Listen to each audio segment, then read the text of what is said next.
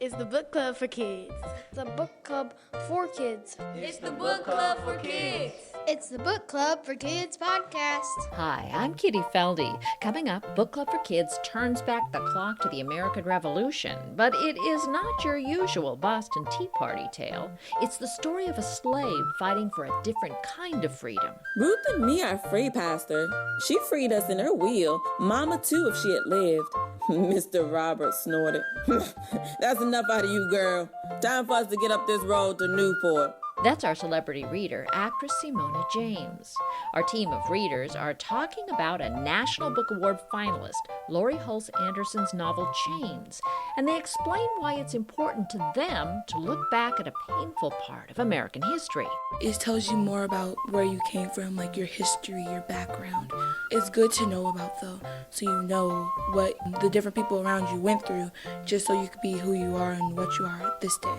We'll also hear from writer Laurie Halse Anderson about what the War of Independence means to her. Of people taking control of their destiny and saying those magical words, the magical words of the Declaration of Independence, everybody is equal, that everybody should have a chance. This is the Book Club for Kids, the podcast where middle grade readers talk about books. We'll tell you how you can be on the show a little later on. But first, our panel of readers from Robert Goddard Montessori School, Fairhaven School, and St. Anne's School, all of them in Maryland. All right, introduce yourselves, ladies, and tell us what Chains is all about. My name's Amandla. My name is Anhe. My name's Amani. My name's Angela.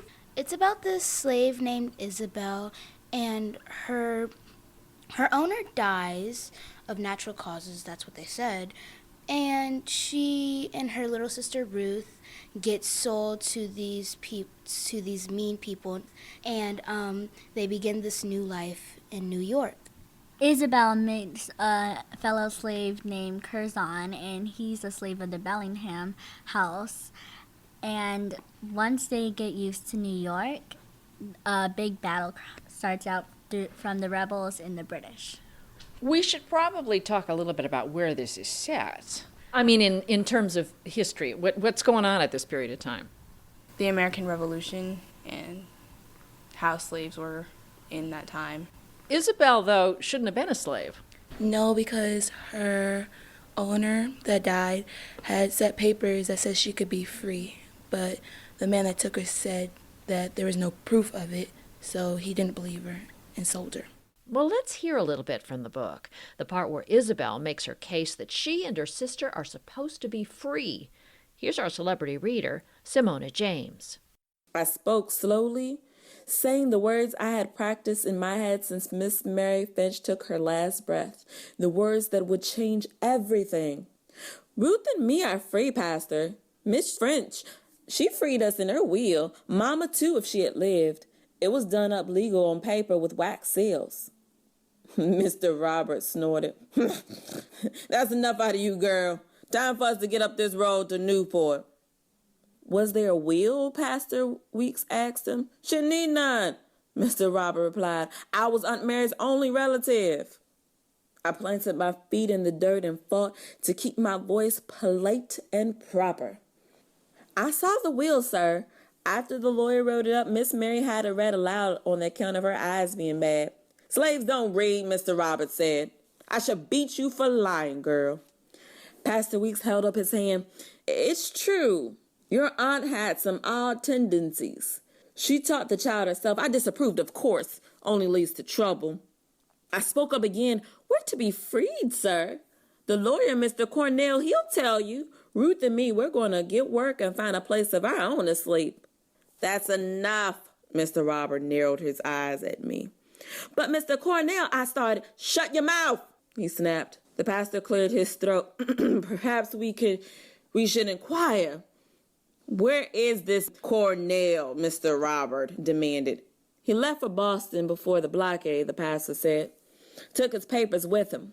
The girl is lying then, Mr. Roberts said. She knows the lawyer is absent and her cause cannot be proved. The sooner I'm rid of her, the better. It's the truth, I blurted out. Ruth looked up at me anxiously and gripped my hand harder. I said silence, Mr. Robert yelled. Isabel, remember your place. Pastor Weeks fumbled with the latch on his Bible. You and your sister belong to Mr. Robert now. He'll be a good master to you. My insides went cold, like I had swallowed water from a deep, dark well. This couldn't be happening. That's our celebrity reader, actress Simona James. Talk to me a little bit about Isabel's character. I think she was very courageous and strong, and the fact that she went through all this stuff, being branded, and unfortunately her sister leaving was a very strong thing for her to go through without being so angry towards the owners. She had a vibe that she wanted to keep going no matter what happened. She just didn't want to give up. There's a lot of historic detail in this book. Anything stick out in your mind that maybe you didn't read in a history book that just kind of surprised you, that stuck out? The way that people talked in that time, like the certain way their words were, like they would take two words and match them together like we would sometimes, but in a different way. Like you can kind of imagine how their accents were and stuff like that. Slaves, if their owners allowed them, could fight for whatever side their owners were on. And it really just surprised me that the slaves were able to fight. Like, Curzon was able to fight for the rebels. The way she loved her sister, how she was willing to go through all of this pain for her sister, the way that she loved her sister, how she would do anything and everything for her sister. This was a really hard book for me to read. What about you? It was kind of hard with all the traumatic events that happened to her, but it showed how she persevered through all of it also. It was not hard, but it was amazing how much slaves and people of color went through in that time period. Like, I mean, even if you weren't a slave, you were like, you could have gotten hanged. It was just messed up. The fact that she had to go through all the pain to protect her sister from the mistress, and that she had to get branded with the eye for insolence on her cheek, her right cheek, which it's really painful, and she went through a lot of pain, and the fact that her mistress cared about nothing but herself and her husband and her life, and she didn't care how she treated her slaves. She would do anything to make them work harder. What I loved about her life was not only were there bad people like the mistress or like her master, there were those nice people in her life like the lady. She saved the lady from the fire because she was sweet, and at the end she gave her a few coins and let her escape. Have you ever, did they ever teach the African American side of American history in class? Sadly, no. But they really didn't tell, like the slave thing. We didn't really learn about, like, slavery. We only learned mostly about the Revolutionary War, only that side of history. We didn't learn about all the slaves in the Revolutionary War because if it weren't for the slaves, all those rich people, they didn't. Literally all the slaves were basically their maids. They wouldn't have maids, they wouldn't have cooks. Basically, they wouldn't have any servants. At my school, we mainly talked about what they went through, like the hardships they went through, just trying to be an individual, trying to break free from slavery. I thought it was interesting that there was that juxtaposition between colonialists trying to break away from England in order to find their freedom, and here we have a story about someone who has greater challenges in freedom. Did you ever think about that with, I'm seeing a nod. Yeah, when you're reading this, how the Americans wanted to break away from King George's reign, and then you have all these slaves that want to break free, but those masters never wanted them to go because they wanted their servants. I think if you wanted freedom yourself, you should first learn how to give it, then you might be able to gain freedom yourself. Did you like the book? I really liked the book. At first it wasn't that interesting, but once I got farther into the book, it caught my attention. But my favorite part of the book was when she went to the jail cell and fed the people in jail. And then when she offered to clean up the dead bodies from jail cells, and she acted like her friend Curzon was dead, put him in the wheelbarrow, and took him out and saved him, and then forged a pass to get to use one of the boats and get away and save her sister. It was like heartbreaking in a way. My favorite part as well was the ending, because you see how she had the courage to run away from this really bad master, and she had the courage because of her sister. She was willing to save her sister. That was her drive. That was what she wanted. I don't know if it was my favorite, but the most interesting part is when she went to go get the money from Seymour's purse or pouch, and then she woke up and she was like, "Oh, you can take it," because I was like, "Oh my goodness, she's gonna get mad." It was so interesting. I was like, "Oh no, what's gonna happen?" But she was like, "You can take it and run away." So that was my favorite part. It was I don't really have a favorite part because I liked everything. Now, I have heard from a school librarian that historic fiction is not often people's favorite kind of book. Is that true for you guys? Is that just not your favorite? I'm seeing a Hattie nodding. Yeah. Yes. We sort of that pop culture type thing. We're not really into the whole historical thing because it's kind of tied a lot to school, and it's just not our favorite. it makes me think of, like Imani said, school and history. So I was like, no, it's not gonna be that good. But then when you keep reading, it's like, wow, what's happening? It depends on what I'm reading. If it's something I don't, a part of history that I don't want to read, then no. But there's certain parts of different cultural histories that I like. So yeah, I kind of do like historical fiction. Well, what do you like? What things interest you? I like ancient Egypt a lot, and the Romans and the Greeks. Historical fiction is really not my favorite, but if it was a book like Chains, I would definitely read the second one because it was very suspenseful and kept me wanting to read. I was like, ooh, it's getting better. Usually I lean towards mystery books. Well, how does she do that? What does she do as a writer that makes it a page turner? She makes you feel like you're in the story, like you're right there. She makes it so detailed. You're like, oh, look right there, that's happening. So yeah. It's like she said, a page turner because of how this character's stories come together. It started quietly, small. Her sister's getting sold. That happens to most slaves. But then it starts becoming really bigger. She's in this war. She's friends with the rebel. And then you run away. That's what, it's fast-paced kind of at the end. It kind of makes you feel like you're right there. You have no questions about what's going on.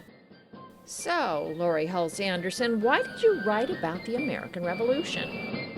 The American Revolution could be the coolest thing that has ever happened in this country. And I think we lose sight of that because we look at the boring pictures of George Washington going, and we think, gosh, who would want to hang out with him? But we have to remember that nothing had ever happened like that. People taking control of their destiny and saying those magical words, the magical words of the Declaration of Independence that said that everybody is equal, that everybody should have a chance, and that people were going to drive their country instead of an aristocracy. The leaders of the American Revolution put everything on the line at the risk of their life. If the British had caught them, they would have been hung and quartered, and all of their goods would have been confiscated. So it wasn't boring at all. It was life and death and exciting, and it's why we're here today. I think a lot about what I would have been, because there weren't that many opportunities for women to act as soldiers. You'd have to dress as a man, and if you were caught, you could get in a lot of trouble. Women were active participants as camp followers. They marched with the army, they camped with the army, they washed, they cooked, they sewed.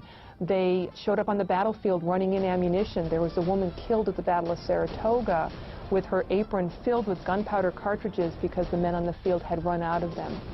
So I suspect, knowing the kind of family I come from, we don't come from much money, so my brothers or father or uncles would have volunteered to fight because, the only thing they had to fight for was their country, and I would have been one of those women running gunpowder into the guys on the battlefield. People often ask authors, what's your message, or what's your theme? And I have one job as an author. My job is to write a great story. The challenge that I set for myself is I want my younger readers to be yelled at by their parents to turn off the light and go to bed. And I want the kids to say, no, just one more chapter. If I can keep a reader turning pages, I've accomplished my job. That's writer Laurie Halse Anderson, and the audio is courtesy of her publisher, Simon & Schuster. What's your favorite book? What's the book you would recommend to somebody they have to read? It's absolutely the best thing under the sun. I would recommend them to read the Harry Potter series because I find it very interesting and you never know what's coming next. A lot of the books that I read I would recommend, so I don't have... Actually, I do. The Hunger Games and Divergent. Those two series. I'm obsessed with those. Oh, Liberty Porter for president. She has a father who is the president, and she has a friend named Sam, and he's helping her around the White House, and she's African American, which is pretty cool. You want to run for president yourself? No. Why Not not? at all. Why not? I just feel like I don't think I can deal with like society looking at me that way. I just can't deal with like the haters out there. I just can't do it. It's too much. My actual favorite book is Lord of the Flies. I really love that book. It's really good. It's about some boys, they get stuck on an island and they just start becoming savage. But there's like good characters in the book, but they just start wilding out. But then there's always that good character that tries to help, but even he gets killed, so... I got to tell you, I did not like that book. Tell me, it's pretty depressing. Why did you like it? It kept me wanting to read. Like, we read it at school, so we were assigned a chapter a day. But I had to go ahead. I was like, oh my goodness, I can't stop. Like, it was just so good. I would also recommend A Bridge to Terabithia because it's sad, but it's a good book. Almost all the books you guys recommended have strong girls in them. Is that an important thing when you pick up a book? Yes, I'm seeing nods. Tell me why. Because when you think about it, in older times where women were not allowed to wear pants, like it was illegal to wear pants in France, I think.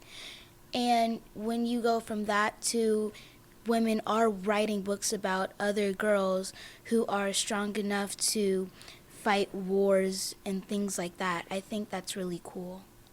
Boys at school, they like try to put you down, like make you think that you can't do anything, like they're horrible at sports or they're slow or they're dumb, and it's like really annoying, and you want to show them who's right.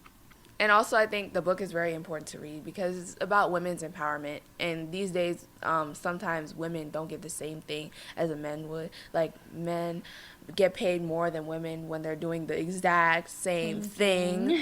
It's like, wow. Like, we need more women to say something and speak up about how we should have the same opportunities as the men have. I think it's good to read books with women as main characters because it shows that we can do anything, as they all said, the same thing that men can do. We can do anything that we put our minds to, we can do. All these boys who are talking about you and putting you down, they're watching all these same books and movies that have these girl characters, these main characters, and they say really bad things about you. It's just bad. Well, wait a minute. So there seems to be more of these books and movies with women that are very strong characters. And you say the guys are watching these and it's not making any difference? No, but I think the more you watch it, the more the older you get, and when you watch it, the more you realize the plot behind it, these characters, how they are, what they are. It's not just entertainment anymore. It's a message. Well, what do you think? Is there a book with a message that appeals to you? Or is there just a book you absolutely love and you want to tell us about? Well, you can be on the Book Club for Kids podcast. All you have to do is send us an email or record yourself on the voice memo app on your mom or dad's smartphone. Just give us your first name, the city where you live, the name of the book you love, and why you like it. And you email the voice memo to bookclubforkidspodcast@gmail.com. That's bookclubforkidspodcast@gmail.com. And if you're looking for a good book, we have lots of suggestions. Just check out our website, bookclubforkids.org. Thanks this week to Jonathan Jensen, who composed and performed our music, and to our celebrity reader, Simona James. Thanks as well to Crystal Antoinette Graham and Jennifer West for hosting us, and to our readers, Amandla, Imani, Angela, and Anhe. Subscribe now to Book Club for Kids on iTunes or add us to your favorites playlist on Stitcher, and you will never miss an episode. And if you like the show, please do take a moment and give us a rating and a review on iTunes and help us spread the word about the show on social media. And if you're a teacher or a librarian in Southern California and you have young readers who would like to be podcast stars, send us an email. We are booking episode tapings for this school year. Our email is kitty@bookclubforkids.org. And by the way, it's free. I'm Kitty Felde. Thanks so much for listening.